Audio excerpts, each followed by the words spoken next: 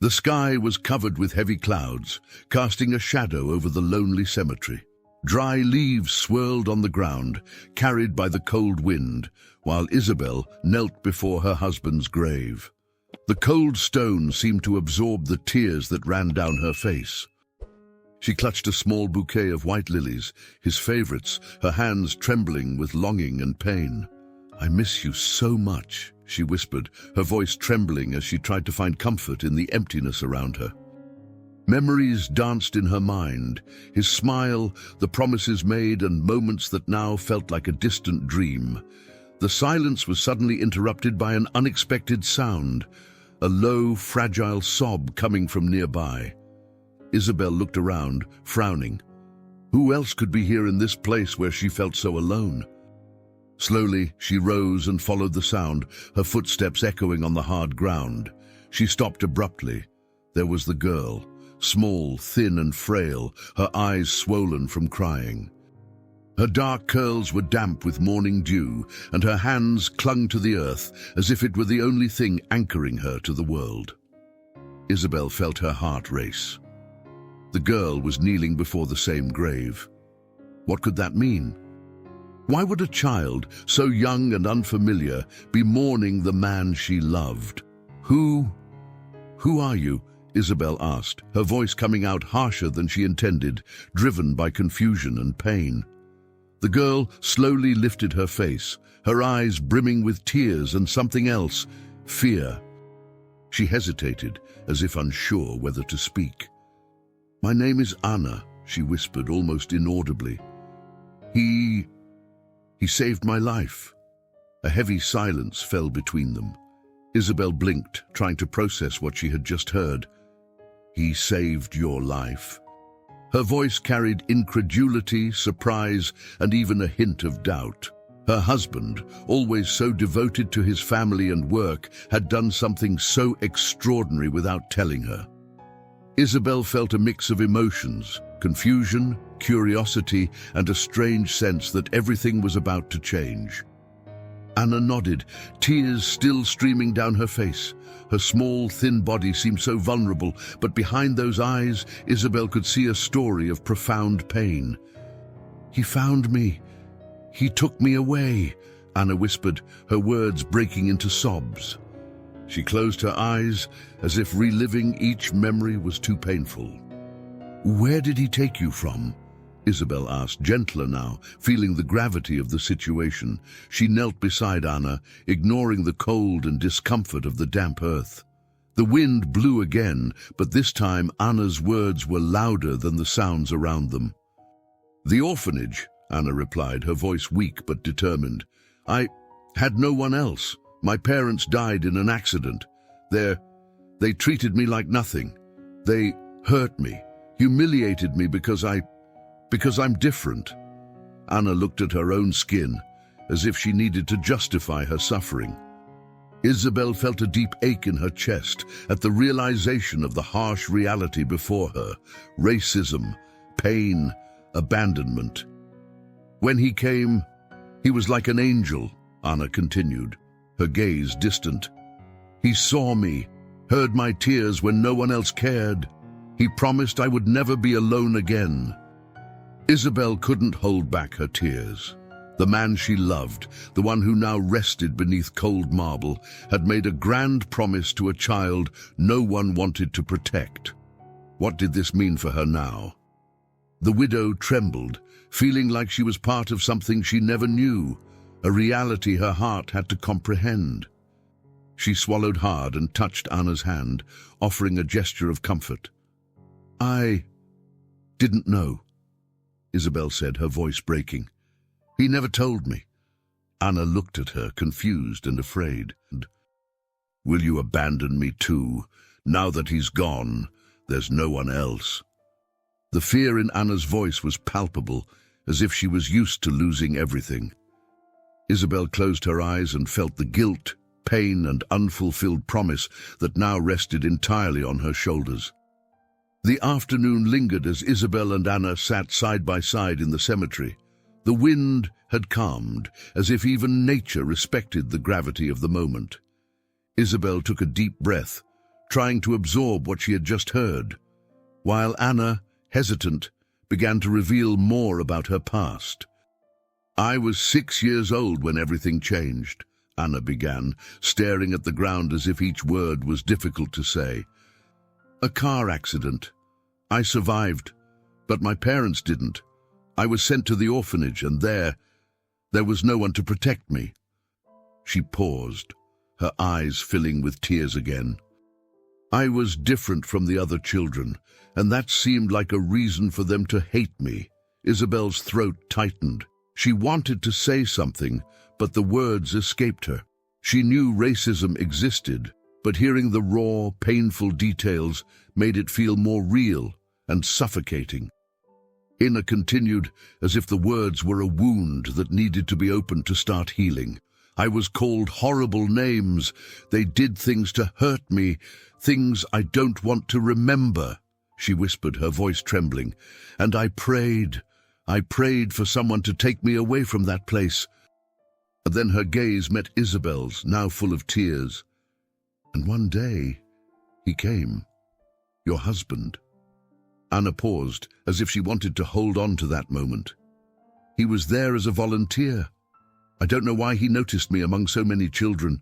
Maybe because I wasn't trying to hide my tears. I was too tired." Isabel felt a pang in her heart as she imagined the scene. Her husband, always attentive to others' suffering, was the kind of man who would never let a child like Anna go unnoticed. "He asked me what I wanted most," Anna said with a sad smile. "I said, I want someone to see me. I want someone to care." Isabel's tears streamed uncontrollably. She saw in Anna's face the girl her husband had tried to save, protecting her from a cruel world. "He promised I would never be alone again," Anna repeated, as if those words were her only comfort since losing the man who had rescued her. Isabel finally found her voice, though it was shaky. "I didn't know," she said. "He didn't tell me." Anna looked at her with intensity. "He wanted to tell you, but he always said it wasn't the right time yet." She hesitated but continued. "He started taking care of me, visiting me often. He said one day I would have a real home." Isabel understood then that the reason he hadn't told her was simple. He wanted to prepare everything so the news wouldn't be a shock, so Anna would have a safe home. But death took him before he could fulfill that promise completely. "What happens now?" Anna asked, fear in her voice. "He's gone, and I'm alone again." Isabel took a deep breath, feeling a mix of guilt, pain, and a responsibility that now fell entirely on her shoulders. "You're not alone, Anna," she replied, trying to convince the girl and herself that she could keep the promise her husband had made. Night fell quickly, covering the cemetery in a melancholic darkness. Isabel brought Anna home with her, feeling strangely responsible for the girl, despite not fully understanding the weight of her new reality. On the way back, silence enveloped them. Each carried their own pain, fears, and uncertainty about what would come next. When they arrived, Isabel led Anna to a guest room, doing her best to make the space comfortable. "You'll sleep here for now," she said, her voice firmer than she felt. Inna nodded without saying a word, her eyes reflecting exhaustion and a hint of relief. Once the door closed, Isabel leaned against the wall, trying to control the storm of emotions within her. Her heart pounded. She was still trying to comprehend everything: her husband's secret, Anna's suffering, and the sudden responsibility that now rested on her. She walked to her late husband's study, where he used to spend hours in silence. Maybe there was something there that could help her understand. After searching through papers and drawers, Isabel found a small wooden box with Anna's name engraved on it. Inside, she found photos of the girl, moments captured of genuine smiles, drawings she had made, and letters written by her husband. One of these letters, never sent, was addressed to Isabel.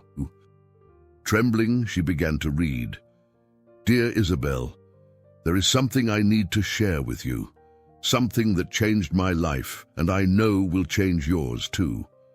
I met a girl named Anna, who has suffered horrors no one should face, especially a child. I couldn't turn away. I promised her safety and a chance to start again. I want you to meet her, but I'm afraid of how this will impact us." Isabel stopped reading, tears streaming down her face. He wanted her to know. He wanted Anna to be part of their lives, but he hesitated, afraid that the timing wasn't right. Now, everything was happening in a painfully different way. The conflict in her heart was overwhelming. Why hadn't he trusted her sooner? Why did he carry this burden alone? Isabel felt betrayed, yet at the same time she understood. The man she loved had always been protective, always tried to carry the world's weight on his shoulders. Back in the guest room, Isabel stood outside Anna's door, listening to her light breathing. The girl was sleeping, exhausted from pain and fear. The responsibility weighed on Isabel like a suffocating blanket, but something within her shifted. A flicker of determination and love, a desire to honor her husband's legacy. "I won't fail you," she whispered to herself, "or him." The sun rose quickly, but Isabel still carried the weight of the previous night in her heart. She knew she had to act, to make a decision that honored her husband's legacy and gave Anna the safety and love that had been promised. It was what he would have done, and now it was up to her to continue that promise, even with all her fears and insecurities. She prepared a simple breakfast and gently knocked on Anna's door. When she entered, she found the girl sitting on the bed, knees drawn to her chest. Her eyes were vacant, as if she'd seen years of pain in a few days. Isabel approached cautiously and sat beside her, careful not to intrude on the space Anna still guarded. "I brought you something to eat," Isabel said, gesturing to the tray. Anna hesitated before moving, as if any offer of kindness always came with a hidden cost.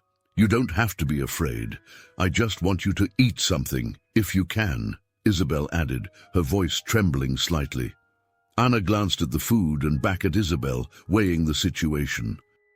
Slowly, she picked up a piece of bread and began to eat, each bite a small act of survival that filled Isabel with emotion. "He always brought fresh bread," Anna whispered after a while, tears streaming down her face.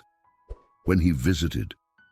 Isabel felt a knot in her throat, but held back her tears. "He cared deeply for you," she replied softly. "He wanted to make a difference." Anna paused, her eyes filling with tears again.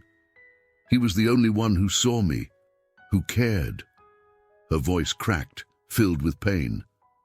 "When he died, I was afraid I'd be forgotten, thrown away like nothing." The weight of Anna's words hit Isabel like a punch. Guilt and responsibility welled up inside her. "You should never have felt that way," Isabel said, her voice thick with emotion. "I didn't know, Anna. But now that I do, I want to help. I want to be someone you can trust.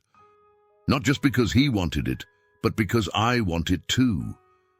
Anna hesitated, her eyes reflecting the scars of past rejection. "But you don't know me," she whispered. "What if I'm a burden? What if I ruin everything? Everyone always leaves me." Isabel took a deep breath, fighting to control the flood of emotions. "I'm not everyone. I'm Isabel. I'm the woman he loved.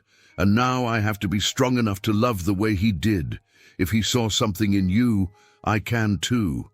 I don't know everything yet, but I'm willing to learn. You are not a burden, Anna. Never have been." Slowly, Isabel extended her hand.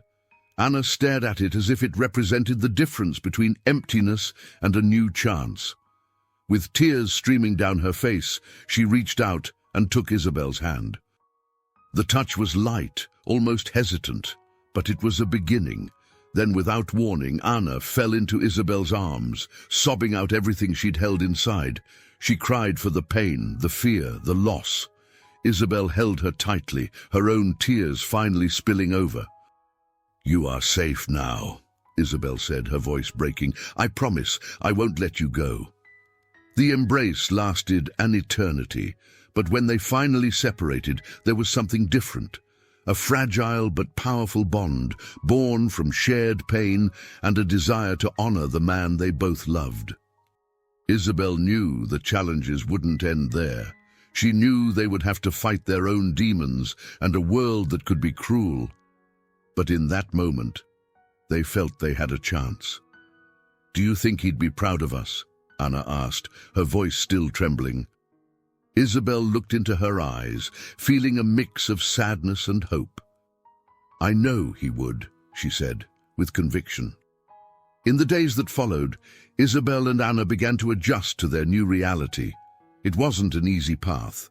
Both carried deep scars, and each faced their own fears and doubts. Isabel discovered that no matter how much she wanted to be strong, there were moments when she felt afraid and unsure about her ability to care for Anna. And Anna still struggled to believe that someone could truly care for her without expecting anything in return. One morning, Isabel found Anna sitting by a window, watching the trees sway in the wind. There was a heavy silence in the air. Isabel approached gently and sat beside her. "What are you thinking about?" she asked softly. Anna took a long time to answer. "He said I had worth, that I deserved to be happy." She turned to Isabel, her expression serious. "I want to believe that, but it's hard." Isabel took her hand, squeezing it tightly. "He was right, and I believe in you, even if you can't believe in yourself yet." Her words were spoken with such conviction that Anna, for the first time, gave a small, hesitant smile. Later that day, Isabel made a decision. She went to her late husband's study, where she kept his belongings, and took out a photo album. She sat with Anna in the living room, and together they looked through the pages. There were photos of happy moments, trips, and shared smiles. Isabel pointed to a photo where her husband held a baby during a visit to an orphanage, his eyes filled with tenderness. "He always had a big heart," Isabel said softly. "He always wanted to make a difference." Anna studied the photo, her fingers lightly tracing his smiling face. "I want to be like him," she murmured. "I want to make a difference." Isabel felt a surge of pride and emotion. "You already are, Anna. Just by being here and fighting, you are strong." Over time, they began to build a routine together. Isabel enrolled Anna in a nearby school and made sure she received support to overcome her trauma. There were daily challenges, prejudiced looks, moments of doubt and fear, but Isabel stood by her through it all, constantly reminding her that she was not alone. One day, as they walked home, Anna held Isabel's hand and looked up at her with determination. "I want to tell his story to the other kids at the orphanage," she said. "I want them to know that someone cared, that someone can care." Isabel's eyes filled with tears again, but this time they were tears of pride. "We'll do it together," she promised. And so Isabel and Anna began visiting the orphanage where Anna had suffered so much. They brought books, toys, and most importantly, hope. Every time they spoke about the man who had changed their lives, the love and strength he left behind grew. Little by little, Anna found her place in the world, knowing she was not alone. And Isabel, seeing the impact her husband had made, felt less lost. She found strength in continuing his legacy alongside Anna. On a quiet afternoon, they returned to the cemetery to lay flowers on his grave. Kneeling side by side, they shared a moment of silent reflection. "Thank you for bringing us together," Isabel whispered, her voice full of emotion. "I promise we will continue to honor you." Anna gently touched the headstone. "You said I wouldn't be alone. And now, I'm not." Hand in hand, they stood and walked away, knowing that even in the midst of pain there was love, strength, and a future to build together.